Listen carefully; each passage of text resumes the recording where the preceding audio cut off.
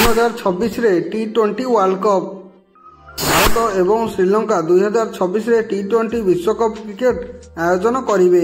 एही विश्वकप semifinal final एवं उद्घाटनी मैच संपर्क में एक बड़ अपडेट सामना को आसी। विश्वकप प्रथम एवं शेष मैच अर्थात final Ahmedabad Narendra Modi cricket stadium रे खेला जिवो। मुंबई वानखेड़े स्टेडियम गोटे सेमीफाइनल आयोजन करिबा T20 विश्वकप रे 20 दल भाग नेबे और यह फेब्रुआरी 7 रु मार्च 8 पर्यंत खेला जिवो। अहमदाबाद नरेंद्र मोदी स्टेडियम पूर्वर 2023 एक दिवसीय विश्वकप प्रथम एवं शेष मैच आयोजन करिथिला।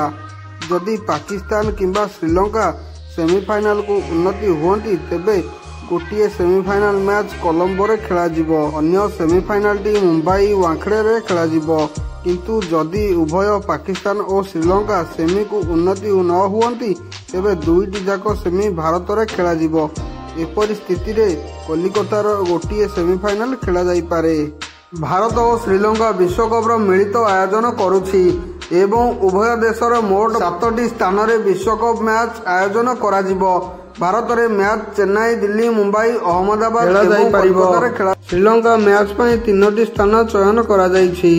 रिपोर्ट अनुसार प्रेमदास स्टेडियम पालेकेल डाम्बोल एवं हावनटोटा मध्य गोटे ग्राउंड चयन करा जाई पारे।